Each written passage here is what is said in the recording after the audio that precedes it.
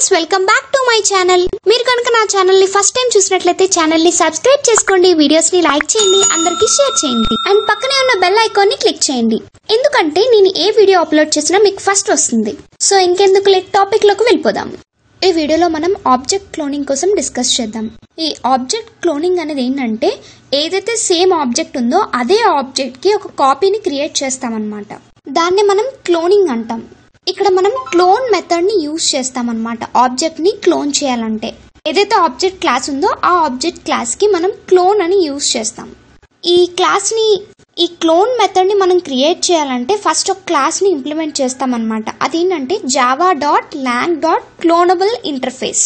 ఒకవేళ ఈ cloneable interface ని పెట్టకపోతే క్లోన్ మెథడ్ అనేది అవుట్పుట్ లో ఏం జనరేట్ చేస్తుందంటే clone not supported exception print చేస్తుంది అనమాట. అంటే మనకి ముందు ఈ క్లాస్ ని క్లోనబుల్ ఇంటర్ఫేస్ క్లాస్ ని యూజ్ చేయాలి. ఇలా యూజ్ చేస్తే గానీ మనకి అవుట్పుట్ అనేది రాదు.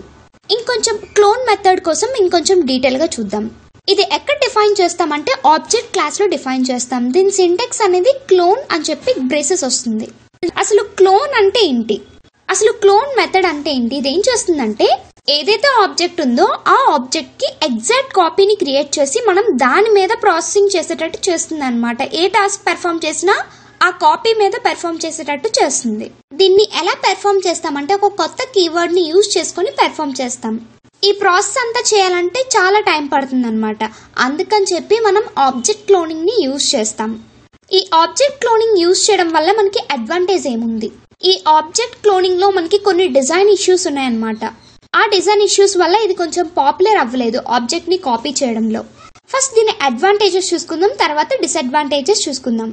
ఏదైతే కోడ్ ఉందో ఆ కోడ్ ని రిపిటేటివ్ గా మనం రాయాల్సిన అవసరం లేదన్నమాట. ఇక్కడ జస్ట్ ఒక అబ్స్ట్రాక్ట్ క్లాస్ ని యూజ్ చేస్తాం. ఇక్కడ ఎలా అంటే లాంగ్ క్లోన్ మెథడ్ ని యూజ్ చేసుకుని మనం ఏదైతే కోడ్ ని మాటికి రాయకుండా జస్ట్ ఈ క్లోన్ మెథడ్ ని యూజ్ చేస్తాం. ఇది చాలా ఈజీ వే అన్నమాట ఆబ్జెక్ట్స్ ని కాపీ చేయడానికి. ఇది మీకు ఎక్కడ బాగా యూజ్ అవుతుందంటే ఆల్రెడీ మనకి డెవలప్ అయిపోయిన ప్రాజెక్ట్ ఉందనుకోండి, ఇప్పుడు దాన్నే మోడిఫై చేయాలంటే జస్ట్ మనం ఏం చేస్తాం, సేమ్ క్లాస్ ని సేమ్ ఆబ్జెక్ట్ ని క్లోన్ చేసుకుంటాం అనమాట. అంతా కాపీ అయ్యేటట్టు చేసుకుంటాం. ఏదైతే ఓల్డ్ ప్రాజెక్ట్ ఉందో ఆ ఓల్డ్ ప్రాజెక్ట్ ని మోడిఫై చేయాలి అంటే అప్పుడు ఈ క్లోన్ ని యూజ్ చేసి కాపీ చేసుకుంటాం. అంతా కూడా ఒక పేరెంట్ క్లాస్ ని డిఫైన్ చేస్తాము అండ్ దాన్ని క్లోనబుల్ కింద ఇంప్లిమెంట్ చేస్తాం అనమాట. సో డెఫినేషన్ బట్టి మీకు అర్థమైంది కదా. సో డెఫినేషన్ బట్టి మీకు ఏం అర్థమైందంటే క్లోనింగ్ అనేది కాపీయింగ్ ఆబ్జెక్ట్. ఇలాంటి టాస్క్స్ అన్నిటినీ కూడా పెర్ఫామ్ చేస్తుంది. ఈ క్లోనింగ్ అనేది చాలా ఫాస్ట్ గా వర్క్ అవుతుంది. ఎక్కడ అంటే యారేలో. ఇప్పుడు ఈ ఆబ్జెక్ట్ క్లోనింగ్ వల్ల డిసడ్వాంటేజెస్ ఏమున్నాయో చూద్దాం. మనకి డిసడ్వాంటేజెస్ అయితే చాలా ఉన్నాయి. అవి ఏంటంటే ఆబ్జెక్ట్ క్లోన్ మెథడ్ ని యూజ్ చేసామంటే చాలా సింటాక్స్ కోడ్ ని మనం చేంజ్ చేయాల్సి వస్తుంది అనమాట. మనం ఆల్రెడీ క్రియేట్ చేసిన ఓల్డ్ ప్రాజెక్ట్ ఏదైతే ఉందో ఆ ఓల్డ్ ప్రాజెక్ట్ లోని మొత్తం చాలా సింటాక్సెస్ ని చేంజ్ చేయాల్సి వస్తుంది. ఎప్పుడు అంటే మనం ఇంప్లిమెంటింగ్ క్లోనబుల్ ఇంటర్ఫేస్ అని డిక్లేర్ చేస్తున్నాం కదా, అది అన్నిటికీ సపోర్ట్ చేయాలి కదా. సో దానివల్ల మనం సింటాక్స్ లో చాలా చేంజెస్ చేయాల్సి వస్తుంది. క్లోన్ మెథడ్ ని డిఫైన్ చేసి ఇంకా దాన్ని క్లోన్ నాట్ సపోర్టెడ్ ఎక్సెప్షన్ ని హ్యాండ్లింగ్ చేస్తున్నాం కదా. అండ్ ఇంకా ఫైనల్ గా ఆబ్జెక్ట్ ని కాల్ చేసుకోవడం, ఇలాంటి అన్నిటి దగ్గర మనకి చాలా ప్రాబ్లం వస్తుంది క్లోన్ మెథడ్ ని యూజ్ చేయడం బట్టి. అండ్ ఇంకా చూసుకుంటే క్లోనబుల్ ఇంటర్ఫేస్ ని ఇంప్లిమెంట్ చేయాల్సి వస్తుంది. ఒకవేళ ఆ మెథడ్ అందులో ఆ ఇంటర్ఫేస్ లో ఏ మెథడ్స్ లేవనుకోండి, అప్పుడు దాన్ని ఇంప్లిమెంట్ చేయాల్సి వస్తుంది. దాన్ని యూజ్ చేయాలి. ఒకవేళ మనకి మెథడ్స్ అనేవి పెర్ఫామ్ చేయడానికి లేకపోయినా దాన్ని యూజ్ చేయాలి. యూజ్ చేయడం అంటే ఏం లేదు, జావా వర్చువల్ మెషిన్ కి మనం చెప్తున్నాం అనమాట క్లోనింగ్ అనేది పెర్ఫామ్ చేయాలి అని చెప్పి ఒక ఆబ్జెక్ట్ కి. ఆబ్జెక్ట్ క్లోన్ కి ఎప్పుడు కూడా ముందు ప్రొటెక్టెడ్ అనే ఇస్తాం. సో మన డేటా అనేది ఓన్ క్లోన్ అవుతుంది అనమాట. డేటా అనేది మనం ఇండైరెక్ట్ గా యాక్సెస్ చేసుకోవడానికి అవ్వదు. ఇలా ఇదంతా కూడా మనకు ఇదొక డిసడ్వాంటేజ్ అనమాట.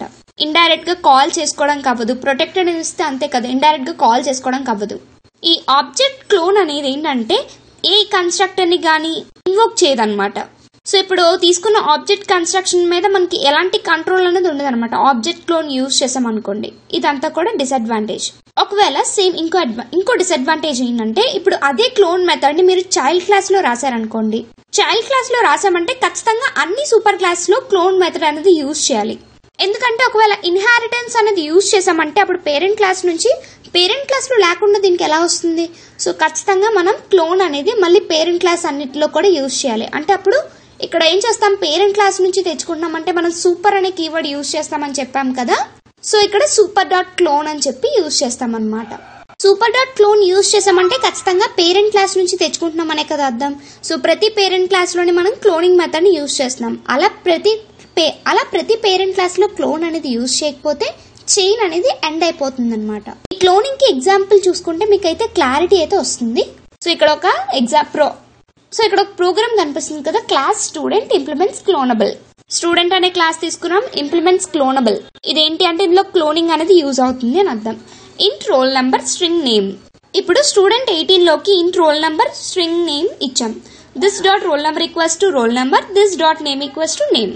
ఈ నేమ్ లోకి నేమ్ వస్తుంది, రోల్ నంబర్ లోకి రోల్ నంబర్ వస్తుంది. Next public object clone throws clone not supported exception.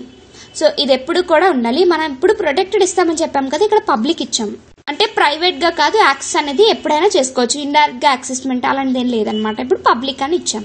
Next return super clone. అంటే సూపర్ క్లోన్ అంటే ఏంటి, ఏదైతే పేరెంట్ క్లాస్ ఉందో ఆ పేరెంట్ క్లాస్ ని రిటర్న్ చేయాలి అంటే దాని నుంచి తీసుకుంటున్నాం అనమాట. Public static void main string args try student 18 S1 equals to new student 18. Student 18 అనే క్లాస్ కి S1 అనే ఆబ్జెక్ట్ ని క్రియేట్ చేసాం అండ్ దాని లోపలే మనం డీటెయిల్స్ కూడా ఇచ్చేసాం. 101 అమిత్. ఈ క్లోనింగ్ మెథడ్ అనేది ఏంటి, S1 ఆబ్జెక్ట్ లోది డేటాని కాపీ చేసుకోవడం. అంటే S2 అనే ఆబ్జెక్ట్ తీసుకున్నాం అనుకోండి, ఈ S2 లోకి మనం డేటా ఇవ్వకుండా S1 లో డేటాని కాపీ చేసుకుంటున్నాం. ఇప్పుడు student 18 S2 equals to student 18 S1 dot clone అని ఇచ్చాం.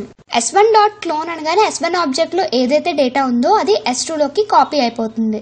Next system dot out dot println S1 dot roll number S1 dot name. Roll number name పక్కన రావాలి.